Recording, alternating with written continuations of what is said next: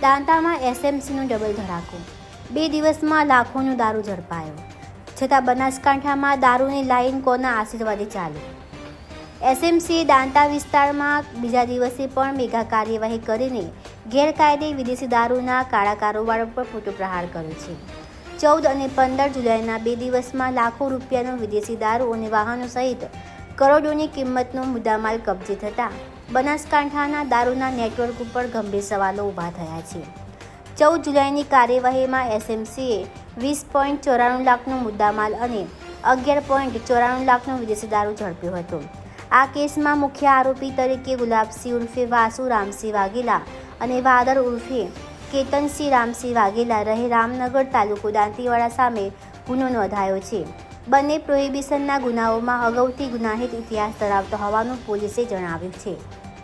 આ કેસમાં રાજસ્થાનના પ્રદીપ દેવીલાલ મેવાડા, સુરડા મંડાળ સહિત કુલ 8 આરોપીઓને વોન્ટેડ જાહેર કરવામાં આવ્યા છે.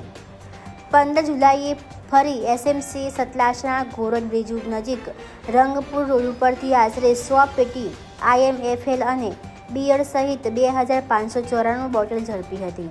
આ કાર્યવાહીમાં 11.90 લાખનો દારૂ અને કુલ 22.5 લાખનો મુદ્દામાલ કબજે કરવામાં આવ્યો હતો.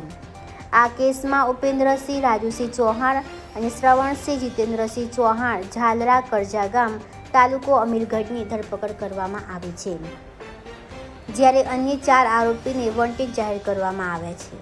ચર્ચાનો વિષય એ પણ બન્યો કે કાર્યવાહી દરમિયાન ભાગતી ફોર્ચ્યુનર ગાડીનો એસએમસીએ પીછો કર્યો હતો અને વિડીયો પણ સોશિયલ મીડિયામાં ચર્ચાનો વિષય બન્યો છે. સ્થાનિક સૂત્રોનો દાવો છે કે રાજસ્થાનથી બનાસકાંઠા માર્ગે દરરોજ મોટી સંખ્યામાં વિદેશી દારૂ ભરેલા વાહનો ગુજરાતમાં પ્રવેશ કરે છે. જો કે આ દાવાની સ્વતંત્ર પુષ્ટિ થઈ નથી. જો આવા દાવાઓ સાચા હોય તો સ્વાભાવિક રીતે પ્રશ્ન ઊભો થાય છે કે ગેરકાયદે દારૂની હેરફેર અટકાવવા માટે સ્થાનિક સ્તરે કેટલીક અસરકારક કાર્યવાહી થઈ રહી છે. સતત એસએમસીને કાર્યવાહી કરવી પડે છે, ત્યારે સ્થાનિક અમલવારી અંગે પણ ચર્ચા શરૂ થઈ છે. હાલ બંને કેસમાં દાંતા પોલીસ દ્વારા પ્રોહિબિશન એક્ટ, BNS અને મોટર વ્હીકલ એક્ટ હેઠળ ગુનો નોંધી વધુ તપાસ હાથ ધરવામાં આવી છે.